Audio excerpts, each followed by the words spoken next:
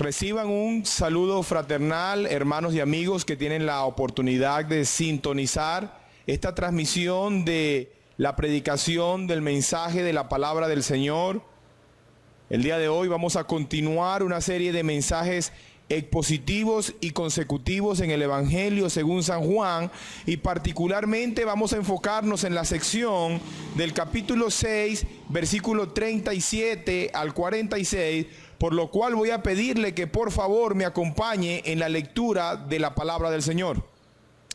Dice el texto de Juan capítulo 6, versículo 37 al 46: todo lo que el Padre me da vendrá a mí, y al que a mí viene no le echo fuera, porque he descendido del cielo no para hacer mi voluntad, sino la voluntad del que me envió.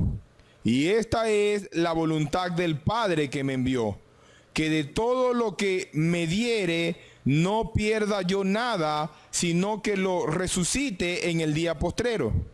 Y esta es la voluntad del que me ha enviado, que todo aquel que ve al Hijo y cree en Él tenga vida eterna, y yo le resucitaré en el día postrero.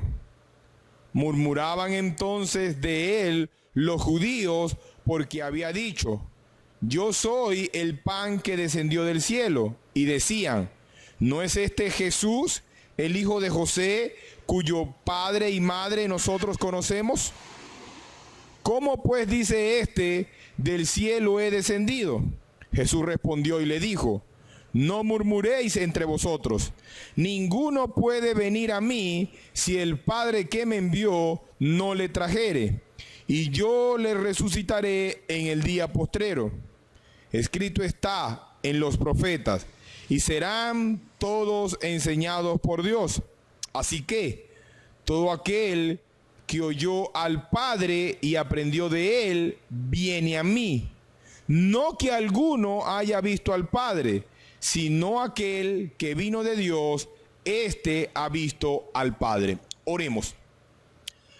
Amado Dios, estamos en tus manos. Agradecemos tu bendición, tu cuidado y tu asistencia, y la oportunidad que tenemos de presentarnos delante de ti, Señor, para beber de tu preciosa palabra. Te pedimos, Señor, que tú puedas bendecir esta exposición, que puedas usarme como instrumento en tus manos para fortalecer y animar la vida de mis hermanos, para predicar con claridad el mensaje del Evangelio a aquellos que están sin Cristo, por lo cual te pido, Señor, que tú bendigas tu palabra predicada, Señor, y que prospere, Señor, en este momento, este tiempo, y que sea de bendición para todos los que escuchan, Padre. Estamos delante de ti, oramos en los méritos de Cristo Jesús. Amén. Hace algunos años, cuando era todavía común en nuestro país el uso de monedas, era fácil dilucidar algunos asuntos en cuanto a opciones lanzando una moneda al aire. La frase que se usa acá en Venezuela era cara o escudo, llamando la atención sobre la elección de una de dos opciones posibles: la cara de Simón Bolívar o el escudo de Venezuela. El punto es que, sin importar cuál fuera el resultado, cara o escudo, siempre tendríamos frente a una sola moneda, que podía verse diferente dependiendo del lado porque se viese, pero era una sola moneda.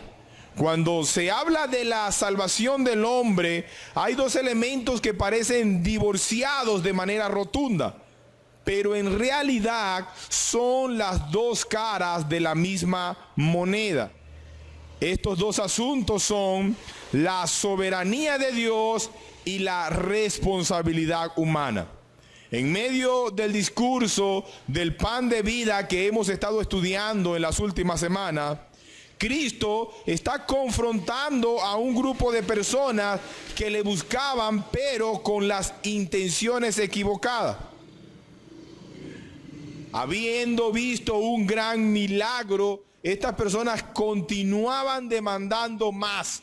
Y posiblemente motivados por la expectativa mesiánica judía acerca de que con su venida el Mesías les daría maná del cielo como fue en el tiempo de Moisés, estos hombres que habían sido alimentados por Cristo de manera milagrosa, ahora esperaban que Él pudiera darles pan de manera continua, como sucedió en el peregrinaje del pueblo de Israel.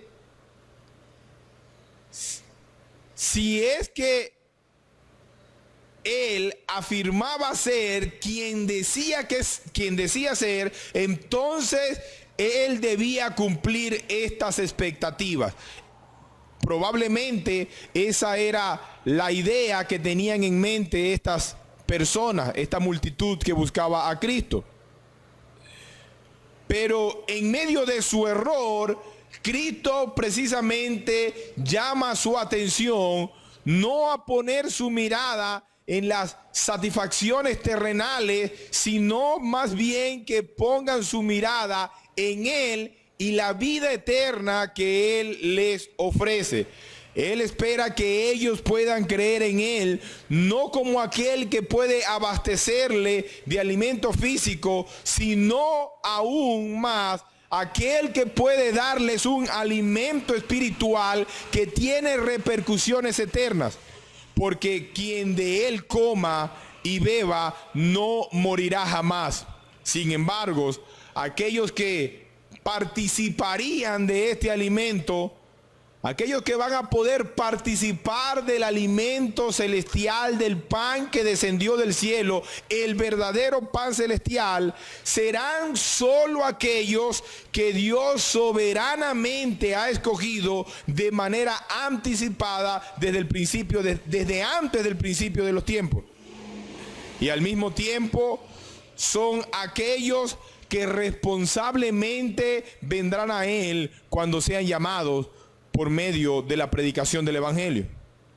Por lo que el acto de incredulidad de la multitud no era más que una muestra de su extraviada condición, negando la oferta generosa que se les estaba extendiendo, pero al mismo tiempo mostrando con esto que precisamente ellos no pertenecían al pueblo de Dios. Con esto, amigos y hermanos, estaremos compartiendo el mensaje de salvación. Estaremos compartiendo el mensaje de la salvación y de los que se salvan, bajo tres encabezados desarrollados a partir de nuestro texto, del cual el primero es del acto soberano del Padre en la salvación. Y es que lo primero que salta a la luz en nuestro texto es la obra soberana de Dios en la salvación de los hombres. La primera frase que se deja ver es: todo lo que el Padre me da vendrá a mí. Esta cláusula condiciona la acción de ir a Cristo como sujeta a la voluntad del Padre. Solo aquellos que el Padre le da a Cristo irán a Él. Es interesante que se usa la palabra todo y no todos. Todo, un adjetivo acusativo singular neutro que apunta en nuestro texto a una perspectiva en la que se considera a la suma de aquellos que irían a Cristo como un todo. El número de los que el Padre le ha dado a Cristo está definido. Es un número definido y ha sido entregado en las manos de Cristo como un todo a Él. A estos llama Pablo los escogidos.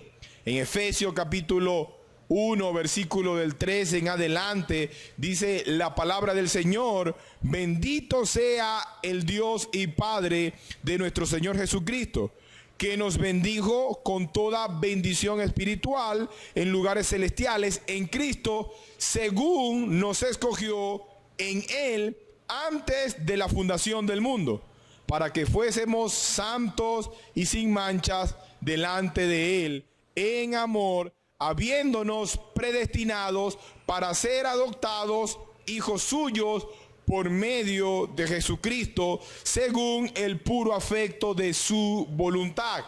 De esta manera, como lo vemos acá, aquellos que son dados por el Padre a Cristo son los escogidos y fueron determinados desde antes de la fundación del mundo. Estos vendrán de una manera irrevocable. Lo que Cristo está diciendo es una declaración ciertísima e inalterable. No es que haya una posibilidad de que vayan a Él. No está diciendo que depende del esfuerzo que estos pongan para ir a Él, sino que dice que seguramente todo lo que el Padre ha dado a Cristo irá a Él. Todo. Y con este todo se refiere a la suma de los que han sido escogidos antes de la fundación del mundo. Los creyentes del pasado, los creyentes del presente y los creyentes del futuro. Como bien lo ha dicho Pablo. Comentando este versículo, dice William Hendrickson: en estos y en muchos otros pasajes de la Biblia se enseña algo que no se puede cambiar, un llamamiento que no se puede revocar, una herencia que no se puede contaminar, un fundamento que no se puede mover, un sello que no se puede quebrar y una vida que no puede perecer. La razón llana por la que esto sucedería es declarada en el versículo 38 de nuestro texto, que dice: porque he descendido del cielo no para hacer mi voluntad, sino la voluntad del que me envió. Lo que tenemos acá es que el acto de la salvación que Cristo vino a ejecutar es un acto de la voluntad del que lo envió, es decir, del Padre. Y no es que pueda existir una contrariedad entre la voluntad de Cristo y la voluntad de su Padre, no, sino que Él quiere dejar claro a sus oyentes que cuando se están oponiendo a su obra, cuando están negando su mensaje, cuando lo están rechazando a Él, están rechazando al que lo envió, es decir, a su Padre, el Dios eterno. Luego, si avanzamos en el texto, nos encontramos otra declaración que viene a reforzar lo que nosotros hemos determinado como la cláusula principal. Dice nuestro texto: y esta es la voluntad del Padre, el que me envió, que todo lo que me diere, que de todo lo que me diere, no pierda yo nada, sino que lo resucite en el día postrero. Noten que si nos preguntamos de una manera retórica, ¿qué les pasará a aquellos que han sido dados por el Padre a Cristo? La respuesta es: no se perderán, sino que serán resucitados por Cristo en el día postrero. ¿Y por qué no se perderán? Porque es la voluntad del Padre. La seguridad de nuestra salvación no descansa en nuestras fuerzas, no descansa en nuestras capacidades, sino en la omnipotencia del Creador de todo el universo, como lo vimos en el texto de Juan capítulo 1, versículos 12 al 13, mas a todos los que recibieron, a los que creen en su nombre, les dio potestad de ser hechos hijos de Dios, los cuales no son engendrados de sangre, ni de voluntad de carne, ni de voluntad de varón, sino de Dios. Es decir, hermanos, que el acto de la salvación es un acto de la soberanía divina en el cual intervienen, por tanto, todos sus atributos, dentro de ellos su omnipotencia. Vemos también a Cristo definiendo su oferta como el pan que descendió del cielo, como el hecho cierto de que Él va a dar vida a los que han muerto en el día postrero o en el día final.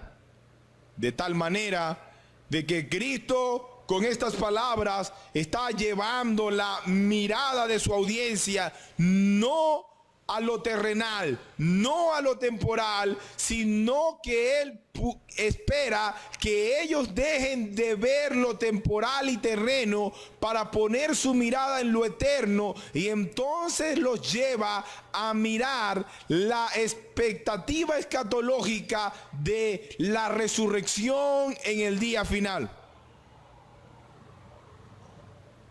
Cristo les está mostrando las implicaciones eternas de venir a Él y comer de Él. Les está hablando de esa vida que, como el pan que descendió del cielo, Él vino a impartir. Así, ante las murmuraciones de sus oyentes, quienes ponían en duda su autoridad por considerarle un mero hombre, lo están mirando como el hijo de José y el hijo de María, lo están mirando como ese carpintero que habitó entre ellos y de los cuales ellos piensan, conocen su origen a la perfección, y esto probablemente les lleva a una disonancia, a un conflicto mental. ¿Cómo es que este hombre descendió del cielo?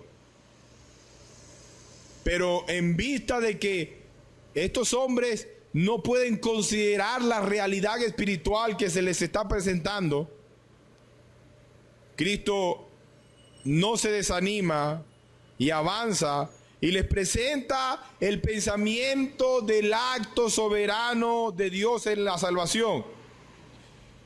Y ahora lo lleva a una expresión de elevado alcance. Versículo 44: ninguno puede venir a mí si el Padre que me envió no le trajere, y yo le resucitaré en el día postrero.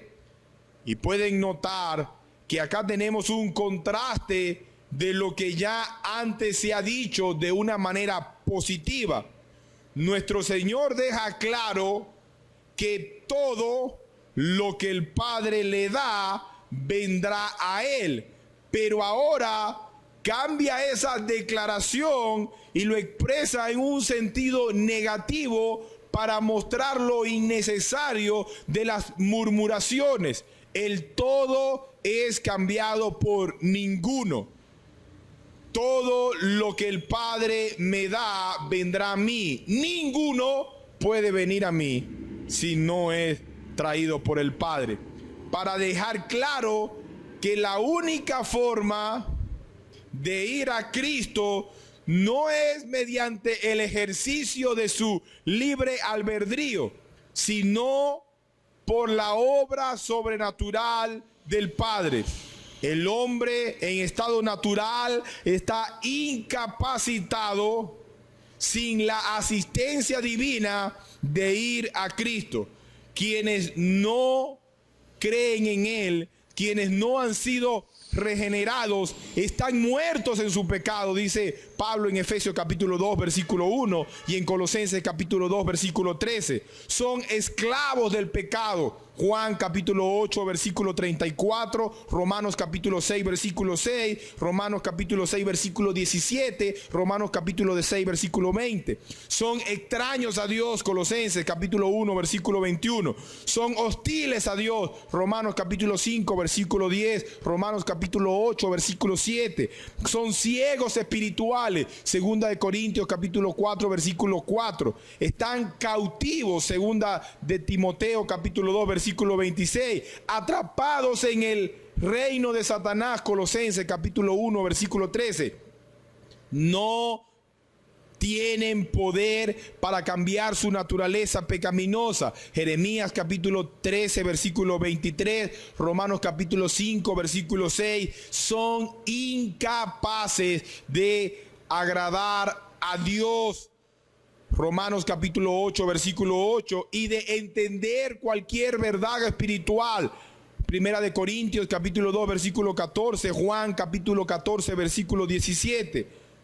No puede el hombre ir a Cristo si el Padre no lo lleva. No puede. El testimonio de las Escrituras es contundente. El hombre sin Cristo está muerto, es esclavo, odia a Dios, es un extraño, está preso por el príncipe de este mundo, cautivo en sus propios pecados.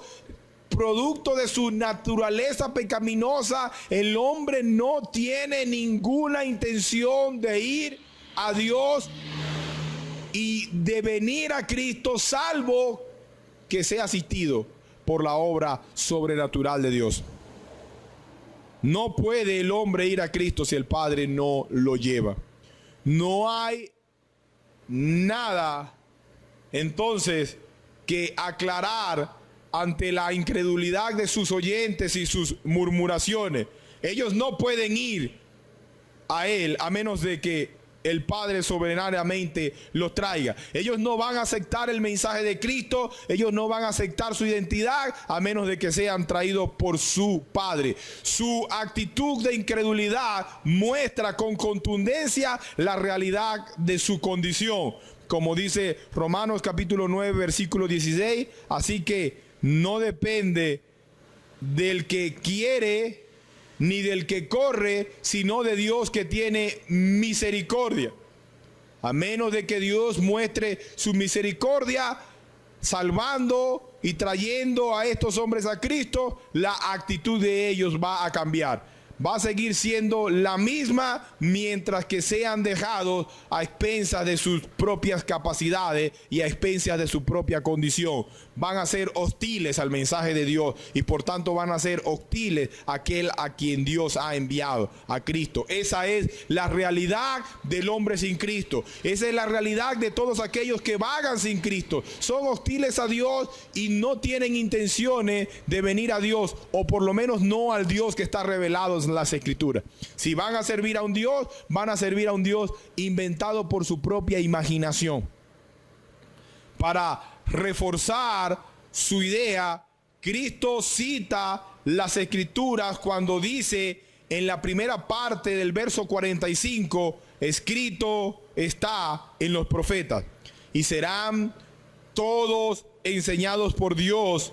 Y aunque puede que en la mente de nuestro Señor haya habido varios versículos o varios textos de las Escrituras, hay uno particularmente claro que probablemente estaba en la mente de nuestro Señor.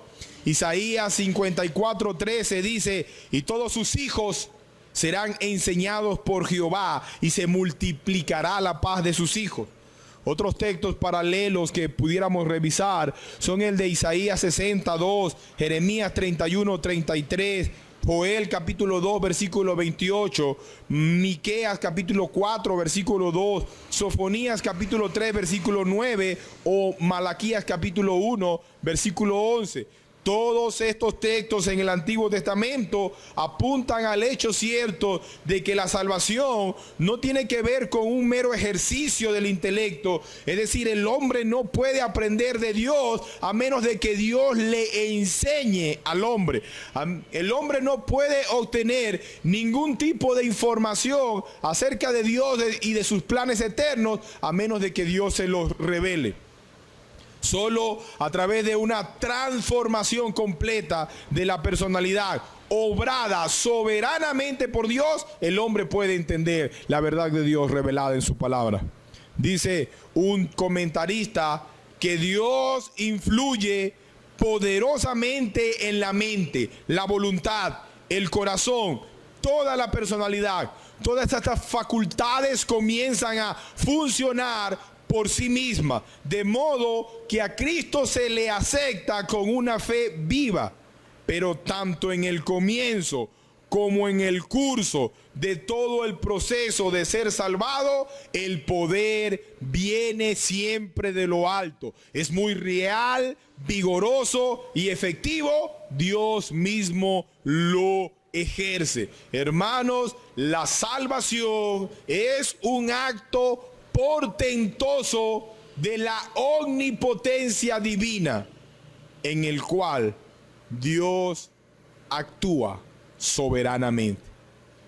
Y esto nos plantea claramente una cara de la moneda, pero que al mismo tiempo está estrechamente unida a la otra parte que vamos a desarrollar en nuestro segundo punto, y es de la responsabilidad humana en la salvación. Como ya hemos visto y declarado con evidencias contundentes, Dios es soberano en la salvación. Pero, ¿qué de la responsabilidad humana? Tenemos que decir entonces que Dios es soberano, pero el hombre es responsable. El hombre actúa responsablemente en la salvación sin que esto niegue de ninguna forma la soberanía de Dios. Si volvemos a nuestro texto y ahora nos dedicamos a ver el contraste que se presenta en el mismo en cuanto a estos dos puntos, notaremos que no hay ningún tipo de divergencia, no hay ningún tipo de contrariedad. Al contrario, tenemos en nuestro texto una perfecta unidad. Si vemos nuevamente lo que denominamos nuestra cláusula principal, leemos: todo lo que el Padre me da, vendrá a mí, y al que a mí viene, no le echo fuera. Si puede notarlo conmigo, hay dos calificativos para el mismo grupo de personas: los que son dados y los que van. Pero son el mismo grupo, los que van y los que son dados. ¿Qué pasa con los que han sido dados por el Padre a Cristo? Irán a Él. Pero en la segunda parte del versículo vemos entonces un relieve en el que se señala la otra parte de la moneda. Y podemos preguntar, ¿qué pasa con los que van a Cristo? Y aquí está el énfasis en la voluntad humana: no serán rechazados, no les echa fuera. Luego, entendamos que no es que el texto esté hablando de dos tipos de personas: los que van a Cristo porque han sido dados por el Padre, y los que van a Cristo porque están ejerciendo su propia voluntad o porque van por sus propias motivaciones. El pasaje nos está mostrando dos realidades paralelas del mismo grupo de personas, pero desde una perspectiva diferente. Noten que desde la perspectiva de la soberanía de Dios, quienes van a Cristo para salvación son aquellos que le han sido dados por el Padre. Desde la perspectiva humana y desde su responsabilidad, quienes son recibidos por Cristo para salvación son los que van a Él. Algunos que chocan contra la soberanía de Dios en la salvación pretenden pensar o pretenden alegar que bueno, entonces hay que averiguar primero si somos escogidos. Y si somos escogidos, entonces vamos a Cristo, porque si no somos escogidos, no tiene sentido que vayamos a Él. Y eso es absurdo. El llamado del Evangelio es universal. Y el llamado del Evangelio es arrepentirse y a creer. Todo el que va a Cristo en arrepentimiento y fe nunca será rechazado. Esto es claro. Desde la perspectiva humana, entonces somos nosotros caminando a Dios. Somos nosotros yendo a Él. Y eso es cierto. pero desde la perspectiva divina es el Padre trayéndonos soberanamente, llevándonos a Cristo. Hermanos, entender esta gloriosa realidad debe motivarnos a glorificar con todas nuestras fuerzas a nuestro gran Dios, en quien descansan nuestras esperanzas. Ciertamente no iremos a Cristo a menos de que el Padre nos lleve. Pero el Padre no nos arrastra a Cristo. El Padre sencillamente nos da vida espiritual para que nosotros percibamos la belleza de Cristo, y una vez que podemos percibir la belleza de Cristo, nosotros voluntariamente vamos a Él y somos, como dice la palabra, atraídos a Él por cuerdas de amor. Pero el contraste no se acaba aquí, sigue a lo largo del texto. Y vean lo que dice el verso 40. Y esta es la voluntad del que me ha enviado, que todo aquel que ve al Hijo y cree en Él tenga vida eterna, y yo le resucitaré en el día postrero. Pregunta: ¿quién tiene vida eterna y será resucitado en el día postrero? El que ve al Hijo y cree. El que ve al Hijo y cree tiene vida eterna y será resucitado en el día postrero. ¿Qué debemos hacer si queremos tener vida eterna? ¿Qué queremos hacer si queremos estar con Cristo por la eternidad? Bueno, debemos poner nuestra mirada en aquel que puede darnos la vida eterna, el Hijo, el pan que descendió del cielo. Debemos creer en Él y poner nuestra mirada en Él si es que queremos tener vida. Así se ve la salvación desde la perspectiva humana, desde la perspectiva de la responsabilidad humana. Pero como leímos en el versículo anteriormente y lo leemos nuevamente, versículo 39, y esta es la voluntad del Padre, el que me envió, que de todo lo que me diere, no pierda yo nada, sino que lo resucite en el día postrero.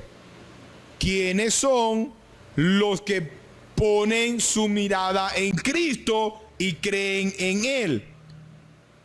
Los que le han sido dados por el Padre, que no se perderán, porque Dios se encargará de sostenerlos en la salvación que Él les ha dado.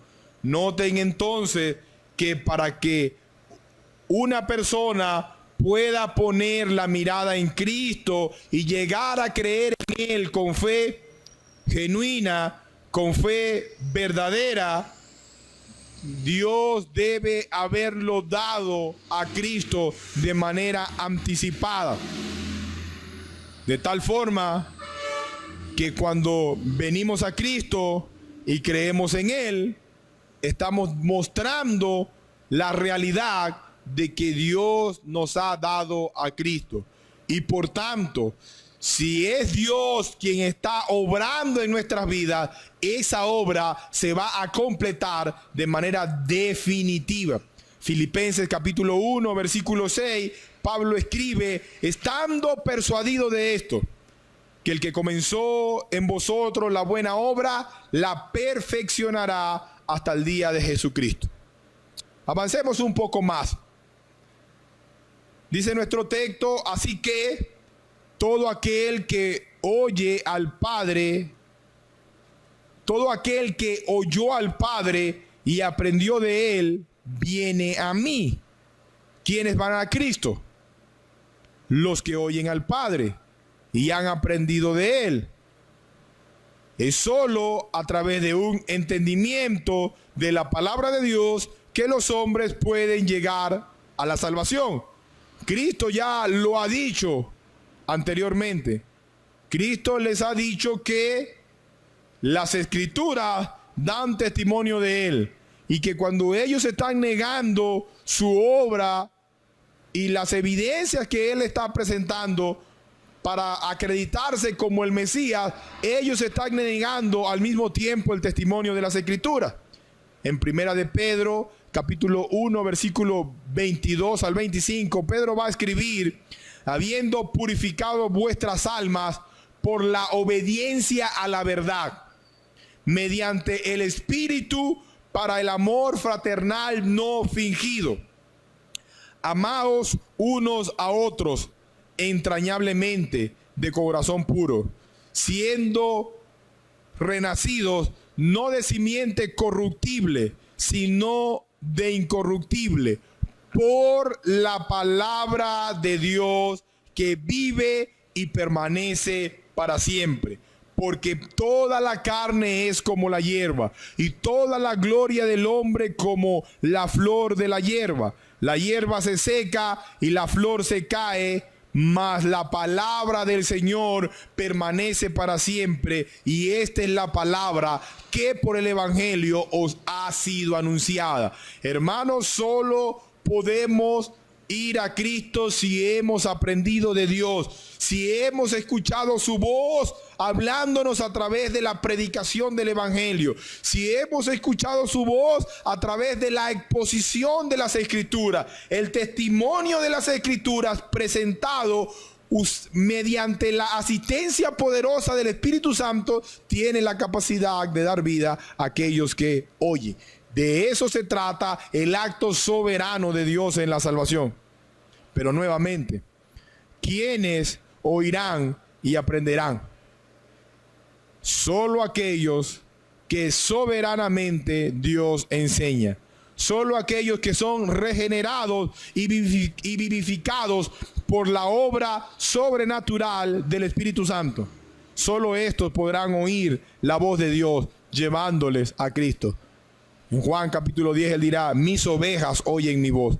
Aquellos que pertenecen al rebaño de Dios efectivamente oirán la voz de Dios en el momento en el que Dios los llame para sacarlos de sus tumbas espirituales, como sucederá y nos narrará Juan más adelante en el caso de la muerte de Lázaro, cuando oyó la voz de Cristo diciéndole: Lázaro, sal fuera. Inmediatamente Lázaro se levantó de los muertos. De esa misma manera, aquellos que pertenecen a ese todo que le ha sido dado por Dios a Cristo, cuando escuchen el mensaje del Evangelio, van a escuchar la voz de Dios hablando a sus corazones y trayéndoles a Cristo en arrepentimiento y fe.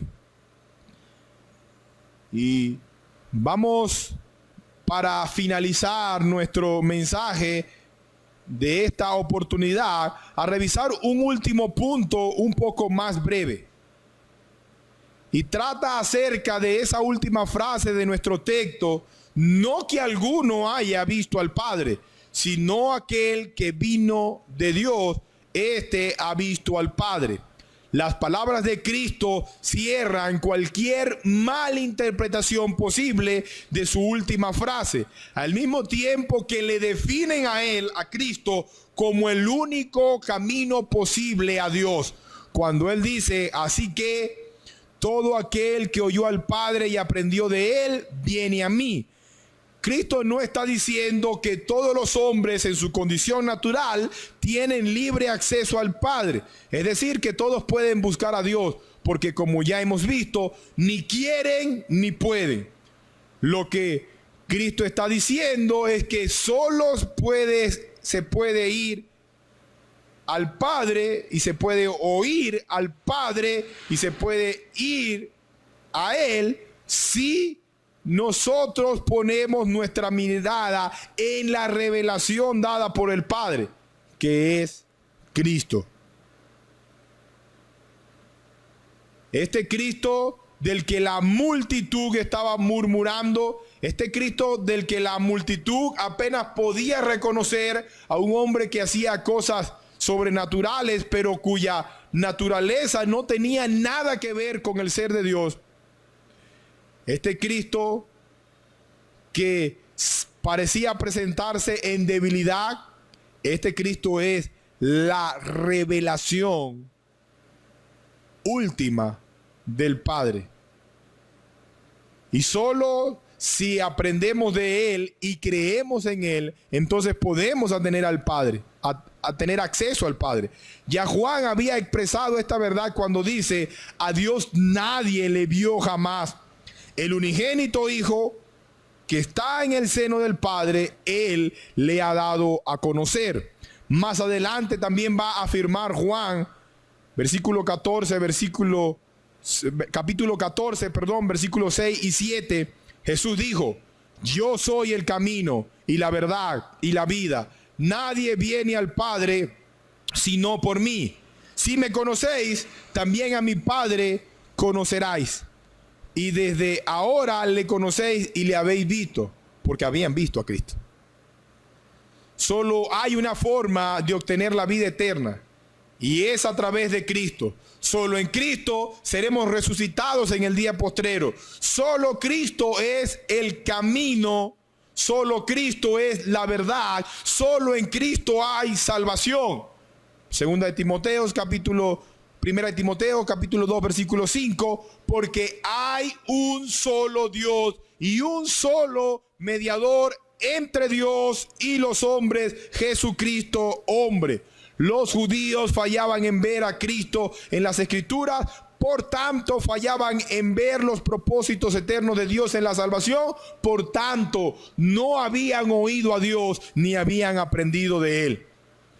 Como va a escribir también el escritor de los Hebreos, Dios, habiendo hablado muchas veces y de muchas maneras en otro tiempo a los padres por los profetas, en estos postreros días, dice el escritor de Hebreos, nos ha hablado por el Hijo, a quien constituyó heredero de todo y por quien asimismo hizo el universo, el cual, el Hijo, siendo el resplandor de su gloria y la imagen misma de su sustancia, y quien sustenta todas las cosas con la palabra de su poder, habiendo efectuado la purificación de nuestros pecados por medio de sí mismo, se sentó a la diestra de la majestad en las alturas, hecho tanto superior a los ángeles, cuanto heredó más excelente nombre que ellos.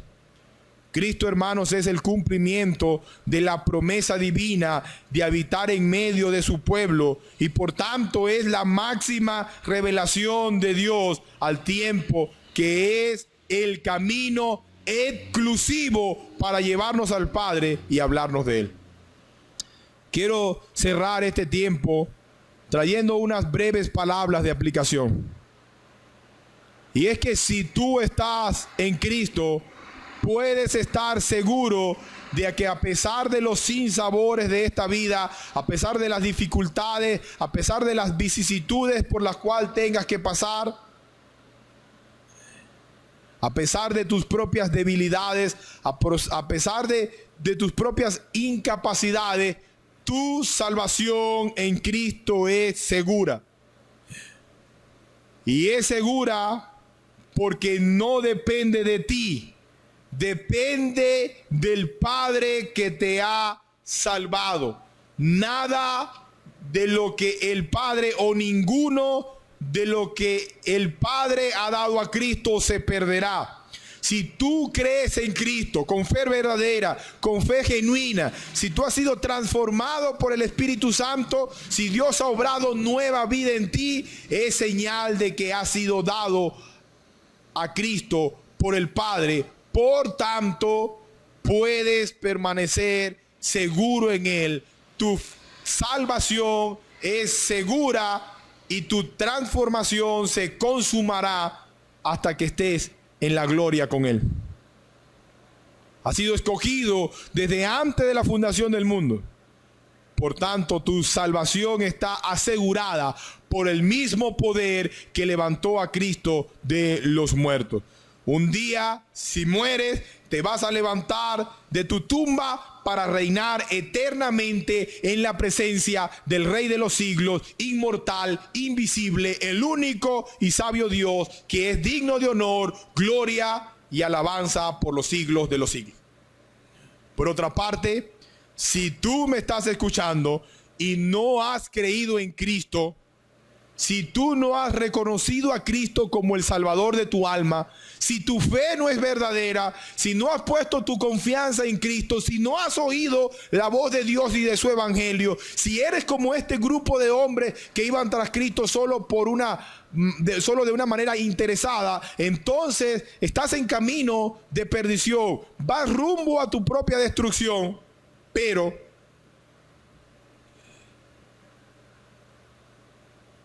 si hoy tú escuchas el evangelio predicado, si hoy tú reconoces tu pecado, si hoy tú vienes a Cristo en arrepentimiento y fe, escúchalo bien, Él no te rechaza.